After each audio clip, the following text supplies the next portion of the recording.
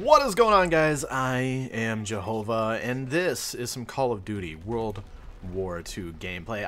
I apologize for bringing you guys some Ardennes Forest. I feel bad for like uploading beta maps. I feel like these beta maps are already like all played out and everything.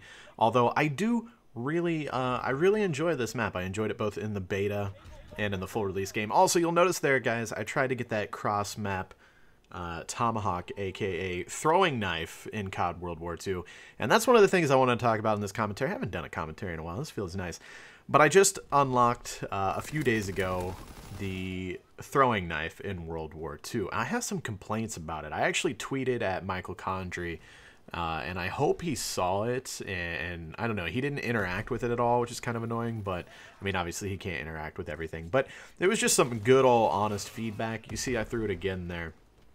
I think that the throwing knife in this game needs some work. I understand that, to me, I was just impressed that it even made it in the game, being that it's a World War II game, right? But I think it needs some work, because when you throw it, if you guys remember back to World War II, World War III, and I believe even the Black Ops series, well, I think Black Ops, the difference was that it was a tomahawk and not a throwing knife, so so much bigger, you could physically just see it flying through the air because it was so much bigger than a knife, right? But in MW2 and MW3, there was a trail effect behind it. If you go back and watch like my Sharp montage, or just if you remember from the gameplay, I'm sure a lot of you guys spent countless amount of hours in those games, just as I did. There was a trail effect behind it, like a little white, smoky trail, whatever you want to call it, where you could see the flight path of the thing. You could see the trajectory that it was going. You could tell how far you were throwing it and all that. Hopefully I keep throwing it here in this gameplay so you guys can see what I'm talking about here, but there's really no indication of where it's going. The throwing knife itself is very small, and there's not really, there's a little bit there, you see a little bit of a trail effect on it, but just not much, and it's damn near impossible. I even remember once it was in the distance, you could kind of tell where it was going to land. You could kind of follow it all the way through its flight path in the previous games, but in this game you just can't really see. Here I'm throwing another one, and you can't, I couldn't tell where I'm throwing it or anything. And another thing is that, like I said, it's just so small in itself, you can't really see it physically, both when it's flying through the air, but also once, like, I just threw that one across the map. Let's say I get all the way over there close to sea, and I want to see it on the ground, pick it back up, not only to pick it back up to be able to throw it again, but also just to know, okay, it landed here, I need to arch my shot a little bit more, whatever.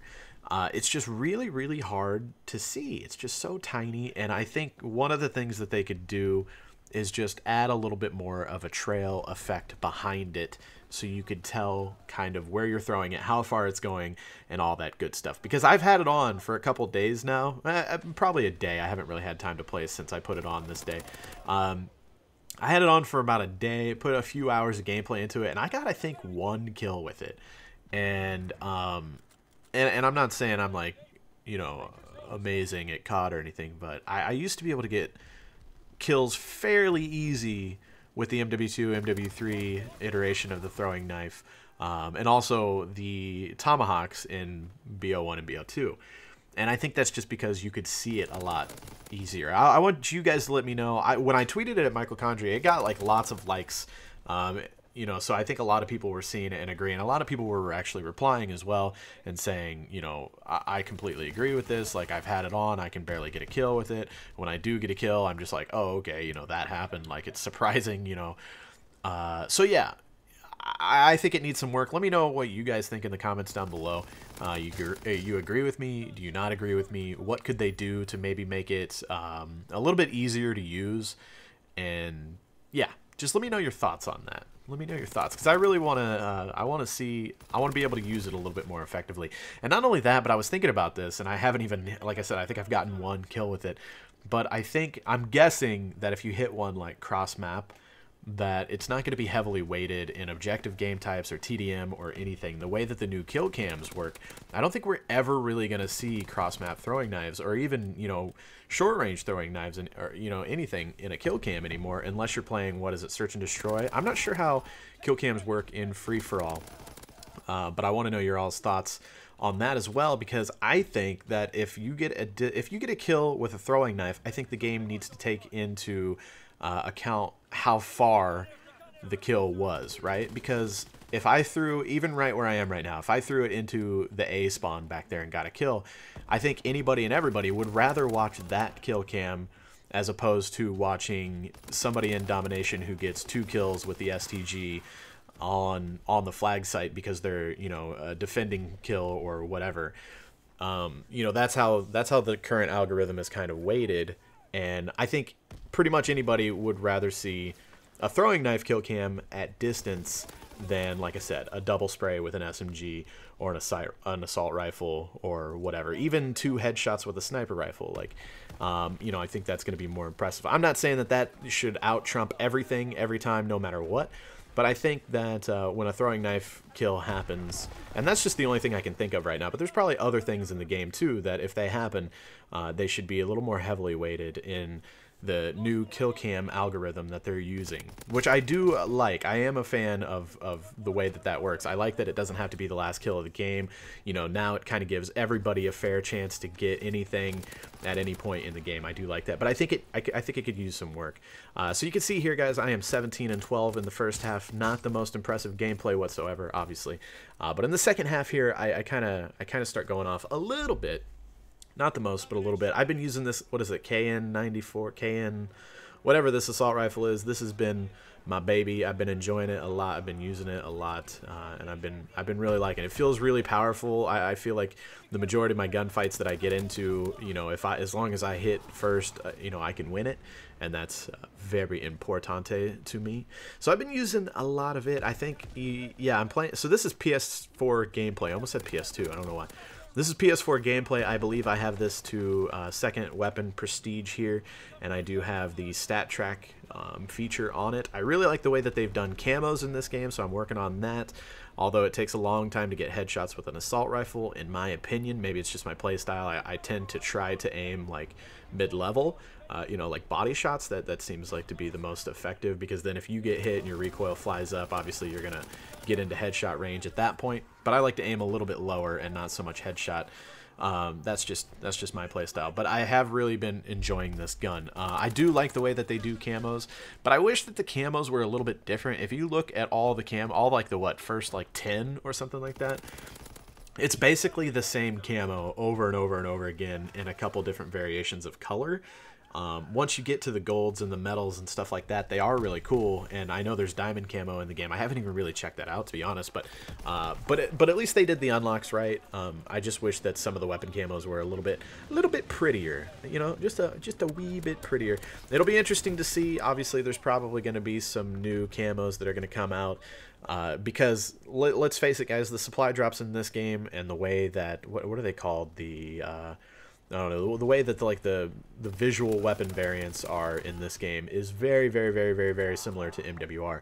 So everything that happened with MWR, just expect it for this game. That's what's going to happen. There's going to be additional weapon camos and stuff like that. They're going to come out via the supply drops, and I can't think of a way. It's not is it the operations? I don't know. However, that stuff's unlocked where everything's in a tier, and you can use like the armory credits or whatever to purchase it, and then once you unlock all the tiers, you get the final one. So I'll be anxious to see more of that stuff, because I think it's a really weird area in that, like, everybody is all of a sudden really worried about historical accuracy with this game for some reason. Like, no one likes the fact that there's women in the game, and the swastikas aren't in the multiplayer, and that's a deal breaker for people as well. And if there was a pink gun in this game, I think everybody would lose their mind. I think it would be cool. I don't care. Give me a damn M1 Grand with rubber duckies on the side. Like, it does not bother me. I kind of understand, like, if it's too bright, if it's too festive, I guess, if it sticks out like a sore thumb, then I kind of understand that. But I also, in my opinion, like, if you don't like it, you don't use it, kind of thing. I don't really understand why it matters, unless you're just really, really worried about the historical accuracy, like I said. But I think it would be cool. Like, it's only putting them at a disadvantage if that dude that I'm shooting right now is running around with like a crazy pink bright, even a animated. I'm a huge fan of animated camos in whatever game. I'm going a little bit of a tear here, if you guys haven't noticed. But yeah, I think it's only putting them at a disadvantage, so I don't know. That's kind of my opinion, but I will say that I'm really, really, really enjoying Call of Duty World War II so far.